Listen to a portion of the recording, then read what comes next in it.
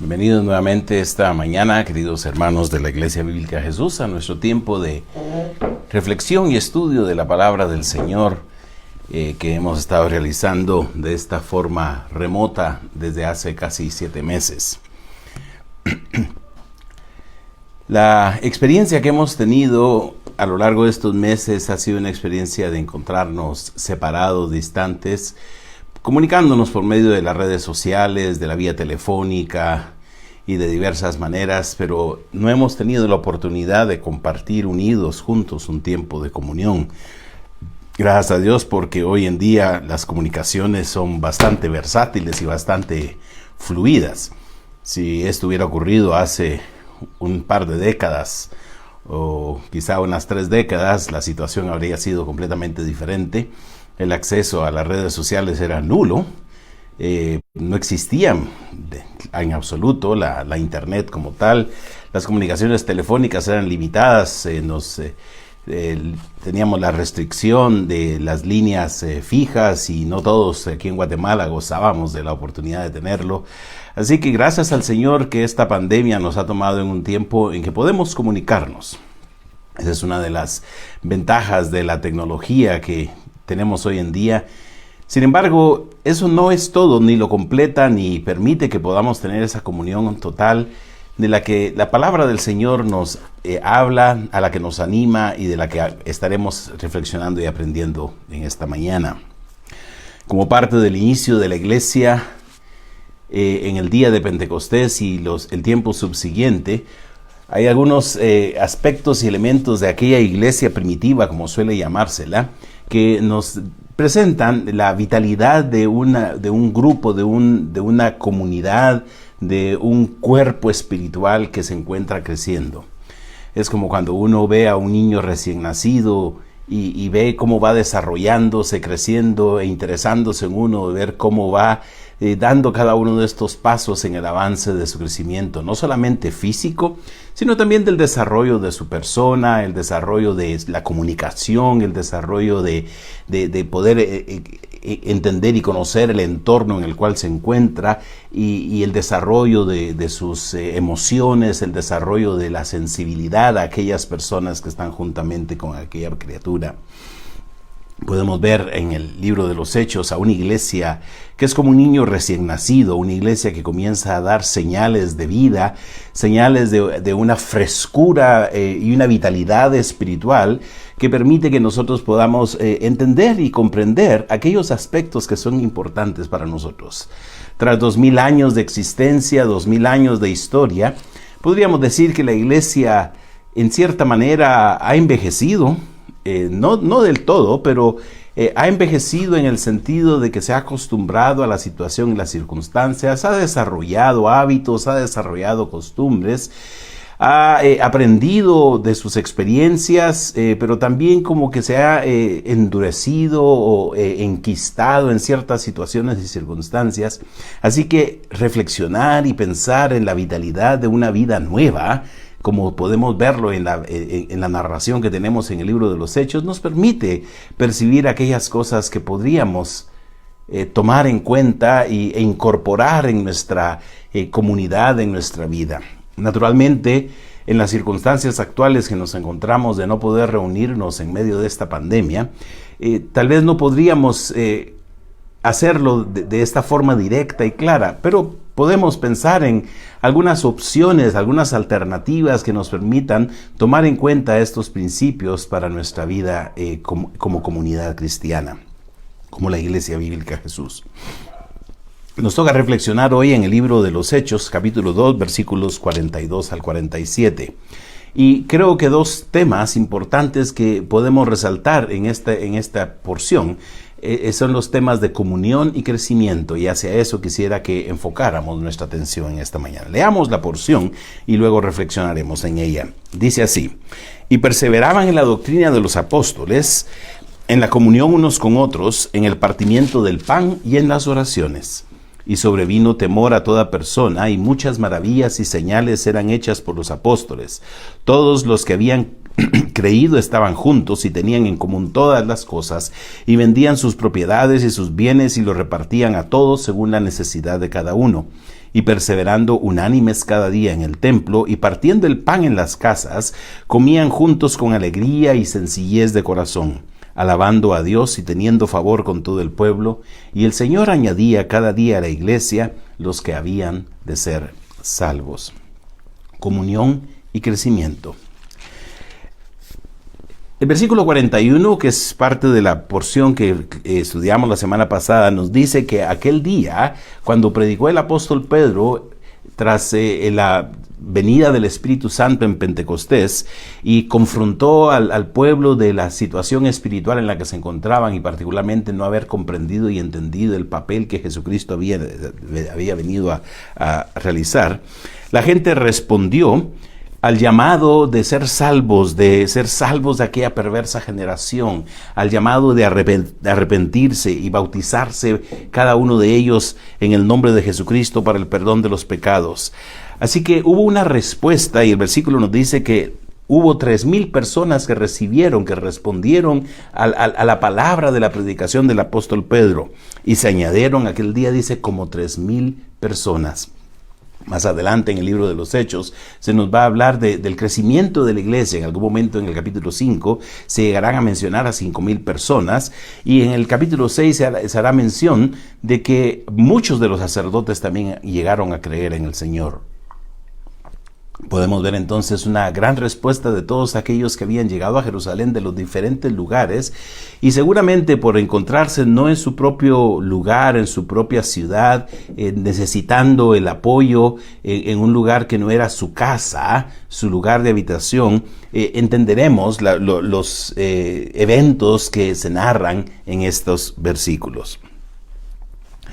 Una de las primeras cosas que se nos dice en el versículo 42 es de la perseverancia que caracteriza a aquellas personas, ese entusiasmo, esa emoción, lo que podríamos quizá llamar en palabras del libro de Apocalipsis capítulo 2, en la carta a la iglesia de Éfeso, ese primer amor, ese primer impulso, esa emoción que estaba guiando a la iglesia. Y perseveraban, dice, y se menciona 4 aspectos en los que perseveraban. Y más adelante, en el versículo 46, también se nos va a hacer una mención adicional de esa perseverancia. Y perseverando unánimes cada día en el templo, y continúa de esa manera. Una de las cosas que nosotros debemos entender en cuanto a la vida espiritual y en cuanto al crecimiento de la iglesia en esos 2 aspectos de comunión, valga la redundancia, comunión y crecimiento, que no solamente es un crecimiento espiritual, sino crecimiento numérico. Al ver que la iglesia se enfoca en esas 2 áreas, una de las cosas importantes que debemos tomar en cuenta es la perseverancia. La perseverancia. Es decir, estar completamente convencidos y seguros de aquello en lo que hemos creído, y una vez hemos iniciado en la vida cristiana, no tomar en cuenta la posibilidad de tirar la toalla o abandonar. Somos muy dados como personas, como sociedad, en muchas ocasiones, a comenzar algo y a medio camino abandonarlo. Se comienza una carrera de estudios, se comienza alguna práctica de un deporte, se comienza algún pasatiempo, se comienza el desarrollo de alguna nueva habilidad o alguna nueva capacidad, pero a medio camino nos cansamos, a medio camino nos damos cuenta de que no tenemos los recursos necesarios, ya sea económicos, de tiempo o de apoyo de aquellos que se encuentran a nuestro alrededor. Y una de las cosas que solemos hacer es abandonar aquello que comenzamos. La vida cristiana es ese encuentro nuevo, esa nueva vida espiritual que tenemos en Jesucristo. No es algo que podemos comenzar y en algún momento decidir abandonarlo. Es algo que requiere perseverancia para poder seguir adelante y no solamente enfocarnos en nuestros propios intereses, sino entender y conocer que somos parte de una familia que tiene un propósito único y unido de proclamar el mensaje del Evangelio del Señor Jesucristo.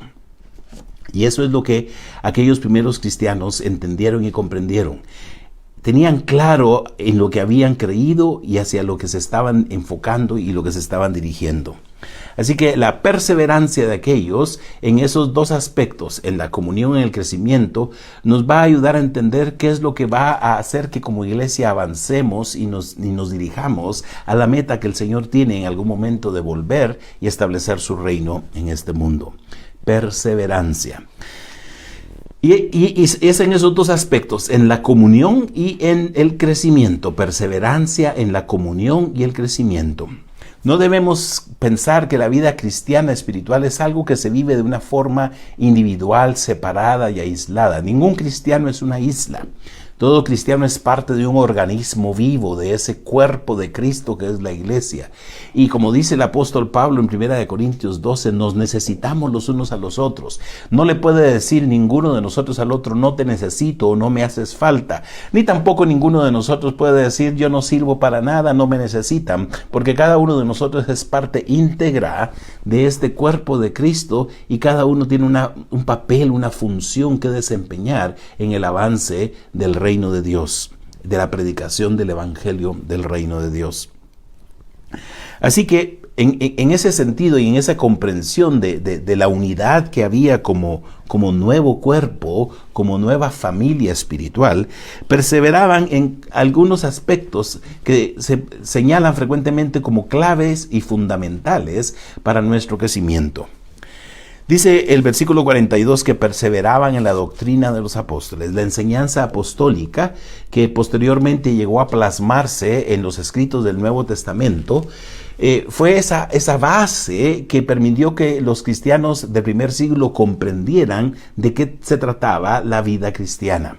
Al principio muchos de ellos, si no la mayoría, o por lo menos en aquellos primeros inicios, eran judíos que se habían convertido al Señor y ellos tenían que entender la importancia que Jesucristo tenía como aquel que había venido a cumplir el ser el designado por Dios como el Mesías, como el Salvador.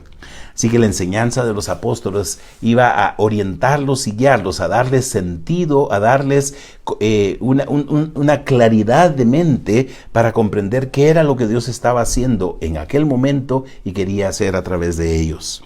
Esa enseñanza de los apóstoles llegó a ser clave y fundamental en los inicios de la iglesia, pero también para nosotros es clave y fundamental porque nosotros, como dice el apóstol Pablo, estamos edificados sobre el fundamento de los apóstoles, el fundamento de Cristo y de los apóstoles, la enseñanza del Nuevo Testamento.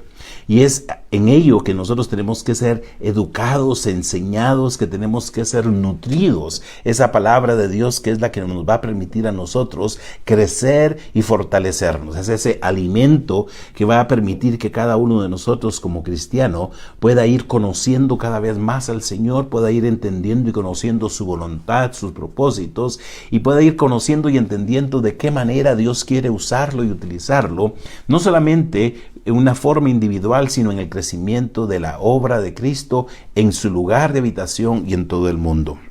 Así que perseveraban en la doctrina de los apóstoles.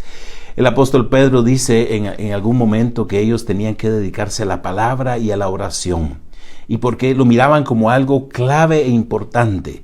Es así como ellos veían y comprendían su papel, la enseñanza del Evangelio del Señor y de todas aquellas enseñanzas que ellos habían recibido durante el ministerio del Señor Jesucristo. Él los había preparado, los había llamado para estar con Él, cuando los escogió aquellos 12 apóstoles para estar con Él, ir con Él y aprender de Él, los entrenó para que fueran aquellos que habrían de hacer que la iglesia creciera, se formara y se fortaleciera.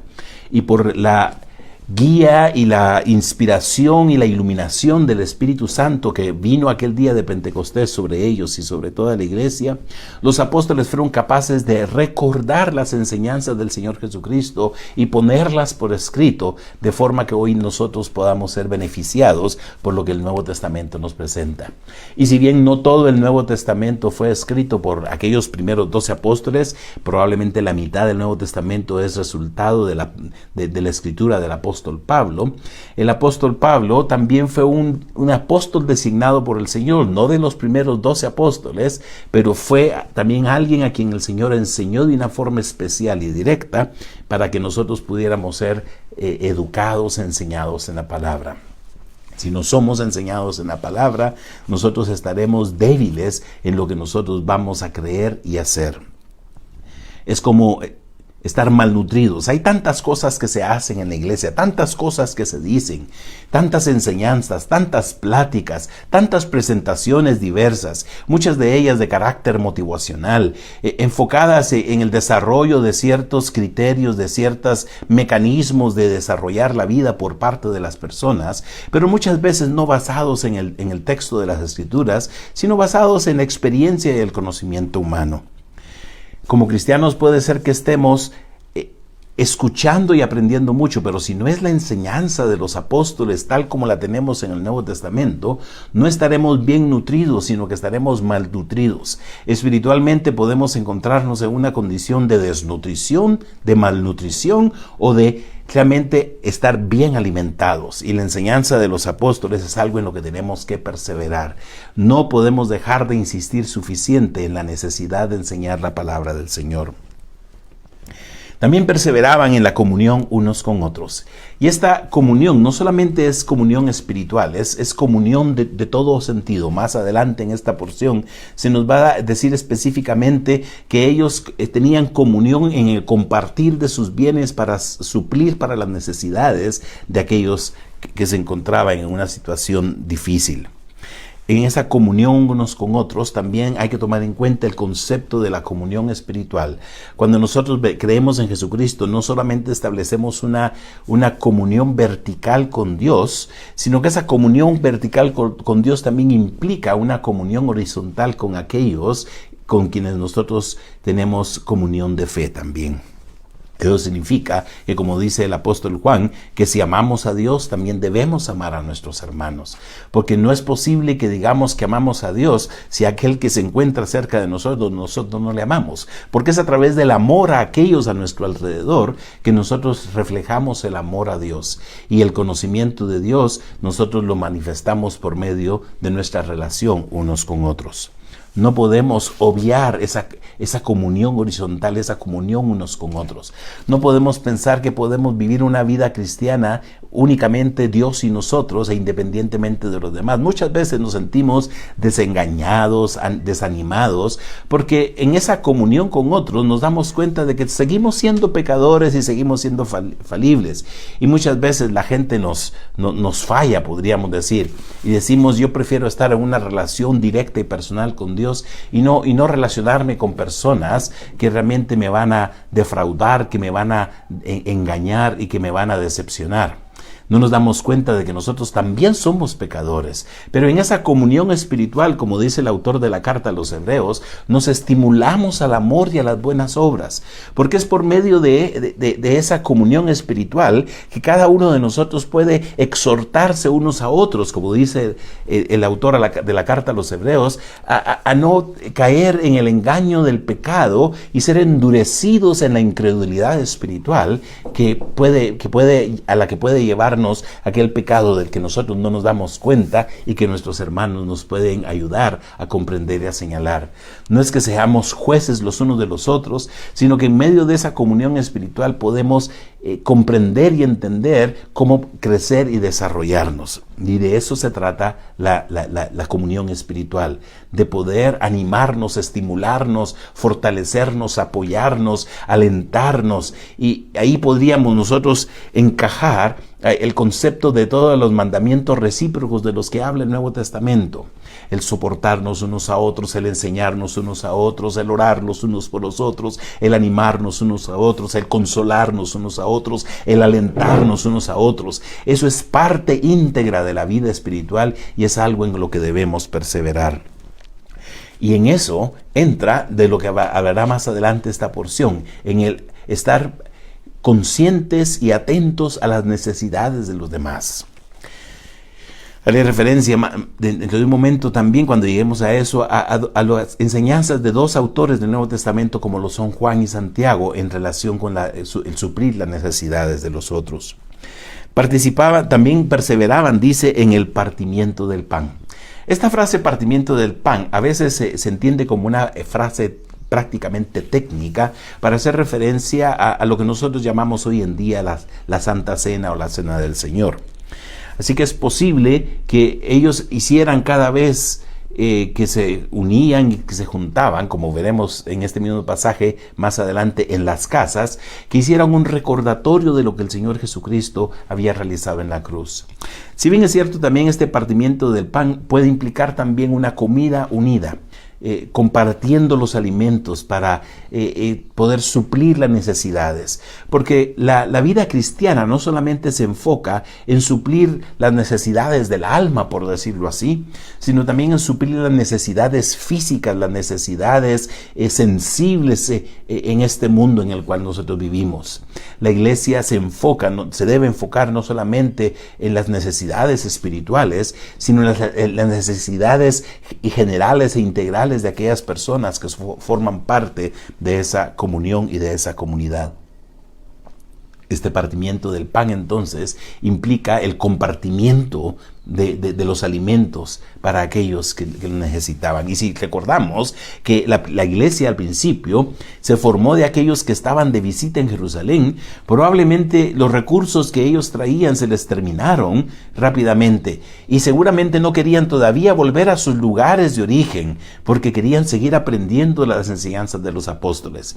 Se sabe que estos cristianos después volvieron a sus lugares de origen y comenzaron a compartir el mensaje del evangelio, pero no lo habrían podido compartir adecuadamente si no hubieran sido enseñados por los apóstoles. Y seguramente aquellos primeros días, aquellas primeras semanas, fueron un tiempo en el cual ellos estaban casi como concentrados, enfocándose en aprender lo más que podían. Pero naturalmente ellos habían llegado a la celebración de la fiesta de Pentecostés con recursos limitados que seguramente se les acabaron. Y aquellos hermanos que se encontraban en Jerusalén y en Palestina compartieron de las necesidades de los que no tenían para poder crecer espiritualmente. Y a eso se refiere esa perseverancia en el partimiento del pan y también en las oraciones.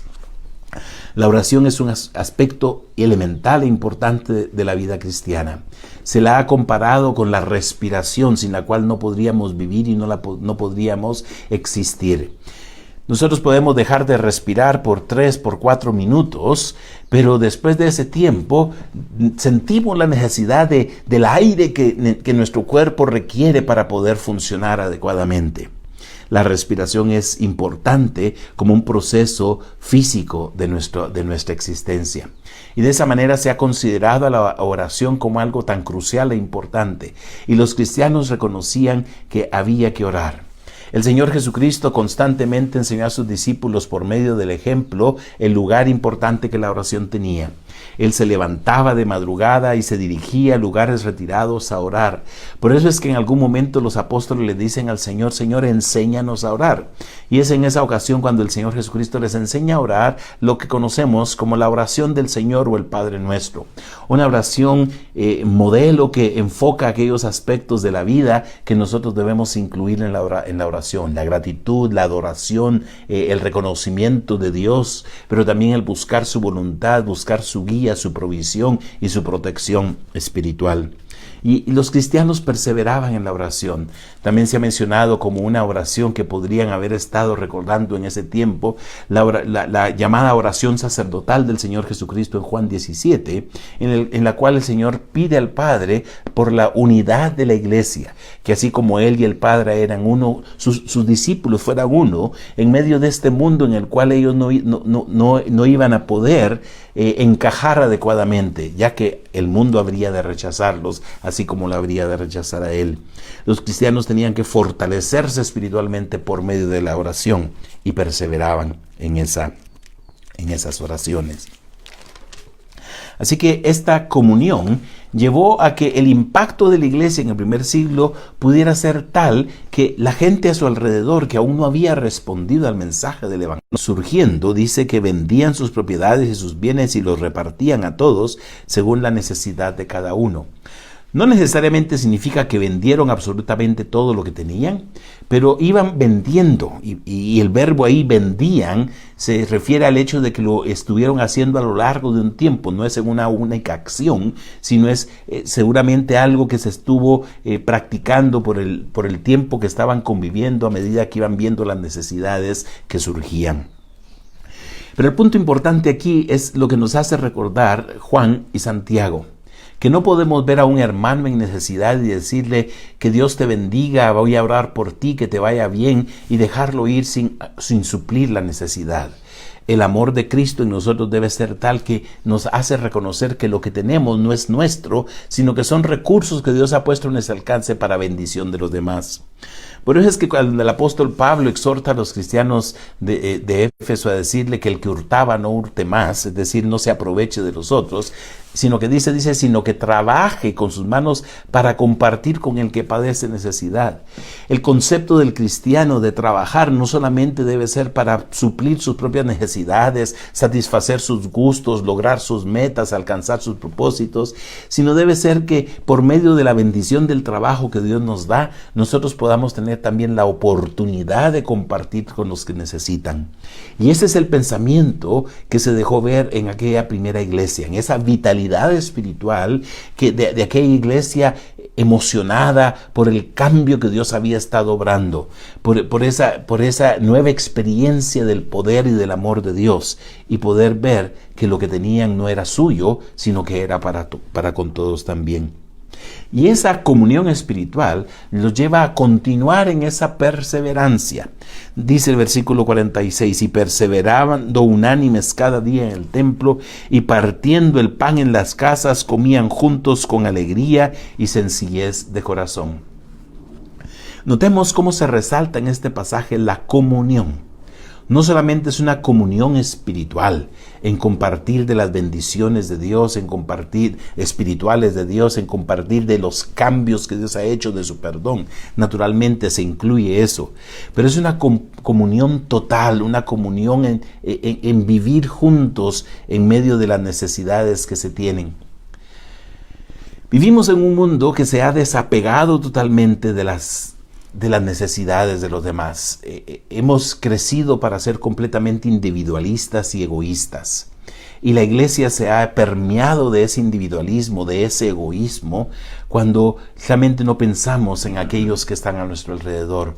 Cuando vemos la iglesia simplemente como un lugar al que asistimos para cumplir un requerimiento espiritual, o como algunos ven que la iglesia prácticamente a veces se ha convertido como un centro de entretenimiento espiritual, donde cada uno va a ser suplido de sus necesidades espirituales sin pensar en la situación de vida en que se encuentran aquellos a su alrededor. La iglesia no puede ser esa iglesia individualista y egoísta, porque todos somos parte de un cuerpo, el cuerpo de Cristo, y cada uno de nosotros, como dice el apóstol Pablo, debe gozarse con el que se goza, pero también llorar con el que llora.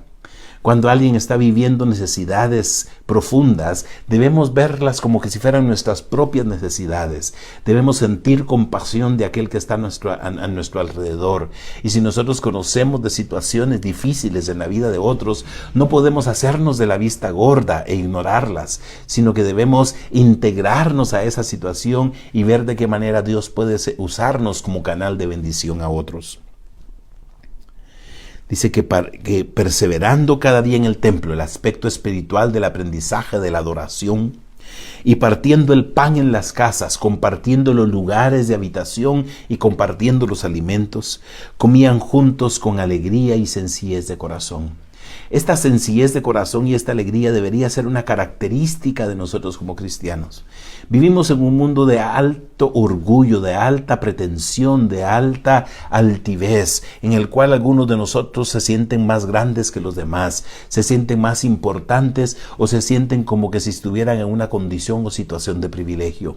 Como iglesia todos somos parte de ese mismo cuerpo de Cristo, y esa sencillez de corazón debe guiarnos al punto de que nosotros nos sentimos iguales a los demás y que nos encontramos en el mismo plano. El apóstol Pablo dice que cada uno debe considerar a los demás como superiores a sí mismo y que debemos darle la precedencia a los otros. Ninguno de nosotros debería exigir en ese sentido sus derechos en el sentido de que no debería colocarse a sí mismo y exigir que se le respete cuando no da respeto a los demás, exigir que se le provea cuando no está dispuesto a proveer a los demás.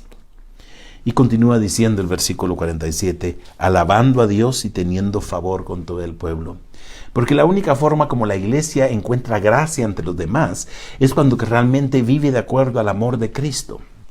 Uno se pregunta a veces, ¿por qué el mundo rechaza a la iglesia? ¿Por qué la sociedad hoy en día solo critica a la iglesia y se enfoca en señalar las fallas que la iglesia tiene? Posiblemente porque la iglesia no está mostrando ese amor, esa gracia, esa comunión, no solamente espiritual, sino material con aquellos a su alrededor.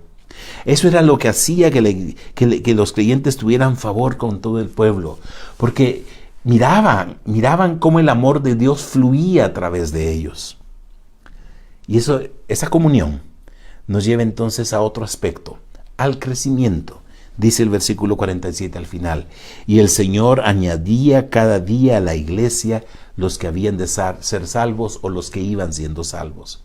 Podemos ver un crecimiento no solamente espiritual, sino un crecimiento numérico. ¿Por qué es que la iglesia a veces no tiene ese crecimiento numérico? Porque probablemente la iglesia no está impactando al mundo por medio del amor de Cristo en esa comunión espiritual y total que como iglesia debemos tener. Si nos estamos enfocando en nuestros propios intereses, en nuestras propias metas, en nuestra propia agenda, si pudiera decirlo de esta manera, esa agenda religiosa que a veces nos mueve, que queremos imponer sobre el mundo, pero no imponemos el amor de Cristo por medio del ejemplo y de la comunión en todo sentido, el mundo realmente no va a ser impactado y no vamos a tener gracia. No vamos a hacer que la gente vea en nosotros una fuente de bendición y respuesta a esas situaciones y necesidades profundas que el ser humano tiene. La primera iglesia nos deja un ejemplo y un modelo de una iglesia vital. No significa que fuera una iglesia perfecta, eso se ha resaltado con gran frecuencia. No significa que fuera una iglesia sin fallas y una iglesia que podríamos considerar el modelo perfecto para nosotros. No necesariamente tenemos que reproducir ese cuadro que se vio en aquel momento. Tenemos que ver la realidad que estamos viviendo a nuestro alrededor, pero aprender de esos principios y aplicarnos a nosotros hoy en día y ver de qué manera nosotros podemos ser de bendición a la sociedad, a la iglesia y al mundo en el cual estamos por medio del poder del Señor Jesucristo manifiesto en nosotros por medio de su Espíritu y reflejado a través del amor espiritual. Pero necesitamos perseverar en esos dos aspectos, perseverar en la comunión y perseverar en el crecimiento. Si no perseveramos, si no insistimos, si tiramos la toalla, si nos cansamos, si sentimos que es una lucha que no va a prosperar, una batalla realmente perdida de antemano no vamos a animarnos a continuar adelante. Hemos de recordar que tenemos el poder del Espíritu Santo. Ese poder del Espíritu Santo fue lo que impulsó a la iglesia del primer siglo a crecer de esa manera, a ser tan vital como lo era. Es ese poder del Espíritu Santo el que puede hacer que en nosotros también pueda manifestarse plenamente esa comunión y ese crecimiento. Pero necesitamos estar convencidos, necesitamos perseverar, necesitamos estar firmes y no abandonar nuestra comunión espiritual, nuestra comunión material, nuestra comunión como cuerpo de Cristo, para que podamos crecer y muchos otros puedan responder al mensaje del Evangelio del Señor Jesucristo. Que Él les bendiga, que les dé un bendecido domingo y que les anime a continuar y perseverar en la fe que han mostrado en el Señor Jesucristo.